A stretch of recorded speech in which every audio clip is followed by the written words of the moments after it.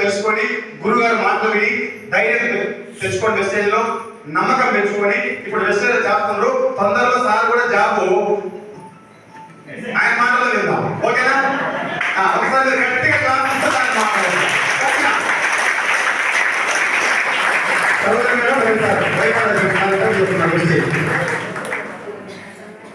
Good morning వెస్టేజియన్స్. Good morning to all. గురుగారు ముందరైతే నేను ఎప్పుడు మాట్లాడలే, ఈ రోజే మాట్లాడుతున్నా ఫస్ట్ టైం. ఒక్కసారి మన దేవుడికి గట్టిగా క్లాస్.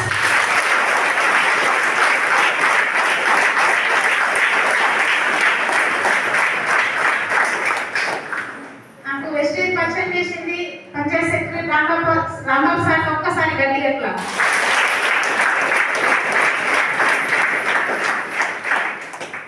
అయితే సార్ యూనిఫామ్ లో రావడానికి కారణం లేదంటే నేను మాట్లాడుకుంటూ తాళం తీసుకొని ఇక్కడికి మీటింగ్ వచ్చేసిన సార్. తాళం రాగారు వస్తే మీటింగ్ అంటే డైరెక్ట్ యూనిఫామ్ ఉంది ఇక్కడికి వచ్చేసిండు. అయితే మేము దీంట్లోకి రావడానికి మెయిన్ కారణం ఏంటంటే హెల్త్.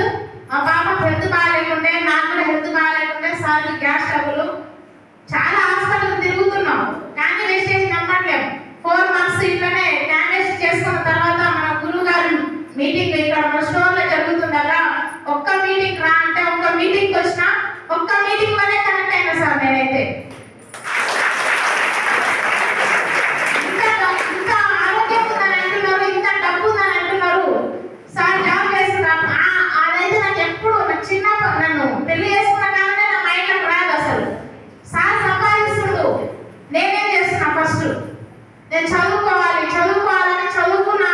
చదువుకుంటూ ఉంటున్నా. ఇంట్లో గ్రూప్స్ ప్రిపేర్ అవుతున్నా. ఆ టైంలో నాకు వెస్టేజ్ పరిచయం అయింది. నేను గ్రూప్స్ పట్టినా డబ్బే సంపాదిస్తా కదా, నేను ఏం చేసినా డబ్బే సంపాదిస్తా కదా, అది కాదు దీంట్లో ఉంది లైఫ్ అనుకొని నేను దీంట్లోనే 1 year 1.5 year నుండి గట్టిగా పనిచేస్తున్నాం. ఇద్దరం అంటే సార్ మంది ఇక్కడ బయట దింపి బయట వెళ్ళిపోయాయి మా సారు. ఏ రోజు మీటింగ్ వెళ్ళలేదు సార్. మీటింగ్ రా అంటే ఏ రోజు వినకపోయేది. నాకు డ్యూటీ ఉంది, నేను డ్యూటీకి వెళ్ళిపోవాలి, నువ్వు వినేసి ఇంటికి రాలేదు. నేను వింటే నాకు అర్థమవుతుంది, ఆయనకి ఏం అర్థం కాకపోయేది. మనం ఇప్పుడు మీరు విన్న వాళ్ళకి చెప్తే ఏం అర్థం కాదు సార్. ఆయన పరిస్థితి కూడా అంతే. ఇంకా తర్వాత 1 year పట్టించుకోలేదు. 1 year తర్వాత ఒక బూట్ క్యాంప్ తీసుకెళ్ళినా, అదన్నా గొడవడి తీసుకుపోయినా. పెద్ద రాదంతా ఎట్లా వస్తావా రావా ఒకటే మాట. పెద్ద రాదంతా తీసుకెళ్ళినా అక్కడ కనెక్ట్ అయిన ఆయనకు చాలా. అసలు నేను లేకుంటే నా ఫ్యామిలీ పరిస్థితి ఏంటి? ఈరోజు ఇల్లు కట్టించిన అంత బాగానే ఉంది, పొలాలు ఉన్నాయి, మాకు కూడా అంత ఇంత దేవుడు ఇచ్చింది బాగానే ఉంది. కానీ నేను లేకుంటే నా పిల్లలు నా భార్య పరిస్థితి ఏంటని ఒకటే ఆలోచించిండు. 3 తరాల ఇన్కమ్ కోసం కనెక్ట్ అయిన సార్. దీంట్లో సార్ వాళ్ళు చెప్తున్నారు కదా, అంత లక్ష్యం చేయడం అదృష్టమో ఏదో కానీ గవర్నమెంట్ ఎంప్లాయీస్ బాగున్నారు ఇక్కడ. కానీ మా మాటలు ఎవరికి నచ్చలేదు సార్. ఇక్కడ మనం అదృష్టంగా భావిద్దాం. గురువు గారు మనకు ఒక్క నెలలో 2-3 డేట్లు ఇస్తుందంటే మనం గట్టిగా పోరాడి ఇక్కడ టీం తెచ్చుకొని మనం చెక్కులు తీసుకున్నామని ఒక్కసారి నేనైతే బలంగా కోరుకుంటున్నా. నా హైయెస్ట్ చెక్ వచ్చేసి 700. ఆ నెలలో స్టార్టింగ్ చేసినా కదా, హైయెస్ట్ చెక్ లోయెస్ట్ చెక్ 700. నా హైయెస్ట్ చెక్ వచ్చేసి 45,000.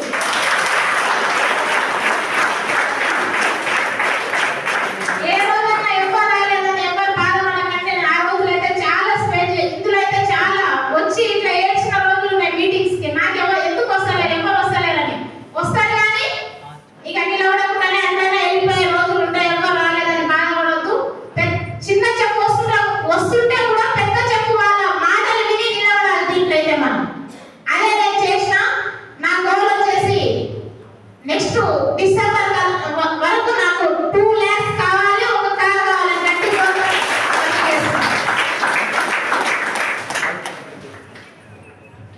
మీరు జాబ్ ఎన్ని సంవత్సరాలు చేస్తున్నారు? వెస్టేజ్లోకి వచ్చే రోజు అవుతుంది. జాబ్ లో హ్యాపీగా ఉందా, వెస్టేజ్ హ్యాపీగా ఉందా? తెలుసుకుందామా?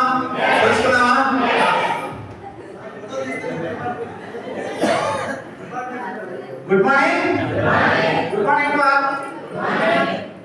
ఫస్ట్ ఎంఎస్ఆర్ గురువు గారికి పాదాభివందనాలు. ఆ తర్వాత మిగతా అందరికీ శుభోదయం. గుడ్ మార్నింగ్ అని అర్థం. మీరు కూడా గుడ్ మార్నింగ్ సార్ ఫస్ట్ నేను 2012లో ఉద్యోగం కొట్టుకున్నా సార్. ఉద్యోగం వచ్చిన తర్వాత ఇప్పటికి దగ్గర తక్కువ 14 ఏళ్ళు అవుతుంది. ఆ 14 ఏళ్ళు ఎట్లా వేసుకునేది తెలియదు, కానీ ఫస్ట్ మాకు ఈ ఉద్యోగం చేసినప్పటి నుంచి లేని రోగం అంటూ లేదు. ఎస్పెషల్లీ పోలీస్ డిపార్ట్మెంట్ అన్ని రోగాలు వస్తాయి. ఎందుకు అని చెప్పానంటే టైం టు టైం కోల్డ్, నీళ్ళు ఉండవు, కోల్డ్ ఉండదు, నీళ్ళు ఉండవు, ఏముండవు. బయటికి పోతే ఇచ్చిన వాళ్ళు ఉండదు. ఏదో భయం అయితే ఇస్తారని కానీ తర్వాత ఇచ్చిన తర్వాత తీసుకుంటారు. దానివల్ల ఏమైందని చెప్పాలంటే రోగాలు వచ్చినాయి. దానివల్ల అన్ని రోగాలు వచ్చినాయి. రోగాలు వచ్చిన తర్వాత మా పాప, చిన్న పాప, దేవుడికి పుణ్యం చేసుకున్నామో పాపం చేసుకున్నామో మాకేదో తెలియదు. చిన్న పాపకి మోకాల నొప్పులు, కీళ్ళ నొప్పులు, అన్ని నొప్పులు. ఇక హైదరాబాద్లో పాలమీద అని చెప్పి ఒక హాస్పిటల్ ఉంటుంది. ఆడికి పోతే 1,00,000 మందిలో వచ్చి ఒకటే ఒక రోగం మీ పాపకు వచ్చింది అని. అలాంటప్పుడు మన పరిస్థితి ఏది సార్? ఒక్కసారి ఆలోచించండి. ఈ రోజు మేము ఇంటింటికి పోయి తిరిగి అడిగితే దీంట్లో ఆరోగ్యం ఉంది, నువ్వు వాడుకున్న తర్వాత నీకు నచ్చితే పక్కలో చెప్పు ఆదాయం ఉంది అని చెప్తుంటే అవునా, అంతేనా, రావాలా, రేపు పొద్దుగా ఫోన్ చేసిన మన స్విచ్ ఆఫ్. ఇంటికి పోతే రావాలా సార్, 5 నిమిషాలు సార్ వస్తున్నాను, వాటి పోకుండా వచ్చేస్తాను అట్లా అడుగుతుంది సార్. అట్లాంటి సిచ్యువేషన్ లో నాకు ఒకటే అయింది. మా బావ నాకు దేవుడు దాకా వచ్చి 4 సార్లు చెప్తే కూడా నేను ఏమనుకున్నా అంటే, నువ్వు ఫస్ట్ బయటకి అయితే వెళ్తాను, మేము థైరాయిడ్ వెళ్ళాలి, అర్జెంట్గా పోవాలి, నువ్వు ఫస్ట్ కూరనైనా నువ్వు పోతామని చెప్పిన కాడికి వచ్చింది లాస్ట్కి. ఆ తర్వాత తెలిసింది మాకు 6,50,000 అయిపోగొట్టుకున్న తర్వాత అచ్చంపేటకి వచ్చి జస్ట్ నాకు 15 రోజులు రిజల్ట్ వచ్చింది సార్. ఇది కొనడం వల్ల ఆయనేమో 1,00,000 మందిలో వచ్చే ఒక రోగం మీ పాపకు వచ్చిందని చెప్పని ఆ డాక్టర్ భయపెట్టిస్తే, ఈయన మాకు వెస్టేజ్ పుణ్యమా అని చెప్పని 15 రోజుల్లో రిజల్ట్ వచ్చింది. అప్పుడు కొంటే వేరే పెట్టుకొని మాకు మేముగా నువ్వు ఫస్ట్ ఉన్నాడు, నీ ఎంత నేనున్నా మా మేడం చెప్పి సంవత్సరాల సేపు రోజులు ఆమె ముందు నడిపించి, ఇప్పుడు నేను ఒకసారి బోర్డు క్యాంప్ పోతే దీని వాల్యూ ఏంది, నేను చేసే ఉద్యోగంలో ఏముంది, ఆడవాళ్ళకి జీతం మాత్రమే ఉంది, జీవితం లేదు అని చెప్పి తెలుసుకోవడం జరిగింది. ఆ తర్వాత దీనికి ఇప్పుడు దగ్గర ఒక 4-5 మంత్స్ నుంచి ఫుల్ఫిల్ గా చేస్తున్నాం. గురువు గారు ఒకటే మాట్లాడారు, ఆకలి ఉన్నట్టుగా చెయ్యి, ఆకలి లేనట్టుగా చెయ్యకు అని చెప్పారు. ఆ రోజు నుంచి ఫుల్ఫిల్ గా ఫ్లెక్సిబుల్ గా చేస్తున్నాం. యూనిఫామ్ ఉంటే కూడా యూనిఫామ్ కూడా ఉద్యోగం పెట్టుకోవడానికి వచ్చాను. అదే ఉద్యోగం నడుస్తూ ఉంటారు. ఎవరైనా నేను ఉద్యోగంలో ఉన్నా అని చెప్పుకోవాలి, 9 మంత్స్ ఉన్నాను. అది మా పరిస్థితి. ఓకే, అది చేసుకోండి సార్, చాలా బాగుంది. 14 ఏళ్ళ నుంచి ఉద్యోగం చేస్తే, ఒకరికి బానిసగా ఉద్యోగం చేస్తే ఇప్పుడు 70,000 వస్తున్నాయి సార్. ఇలా ఆడుతూ పాడుతూ చేసుకుంటే 45,000 వస్తున్నాయి సార్.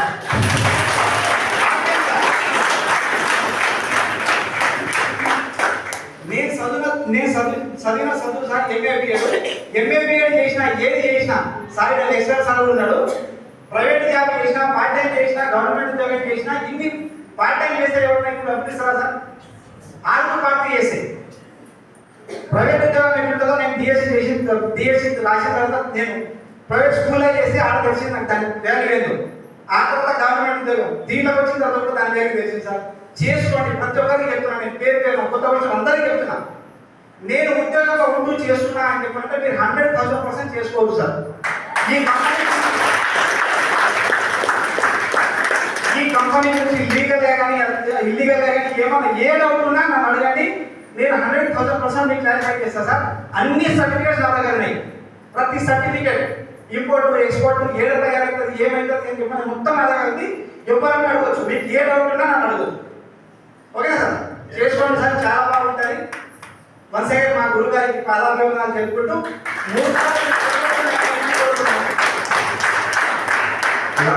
లక్ష్యప్పుడు జామెప్పుడు కాబట్టి చెప్తున్నాను సంతోష్. మార్చి ఏప్రిల్ కన్నా మేము 1,00,000 దాటాలని చెప్పి 100% అనుకుంటున్నాము. 1,00,000 వచ్చిన 3 నెలలే 3 నెలలు దాటిన తర్వాతనే దీనికి సిక్కేస్తున్నా. సూపర్. అందరూ కూడా ఒకసారి లక్ష్యం కావాలని చెప్పేసి బలంగా కొనుక్కుంటూ వాళ్ళందరికీ భయపడుతుందరికి గట్టిగా అందరూ హామీ రాకుండా. Thank you sir, thank you. తొందరగా మీరు 1,00,000 రీచ్ కావాలి. ఈ డిపార్ట్మెంట్ రెసిపీ మెసేజ్ చేసుకోవాలని చెప్పేసి బలంగా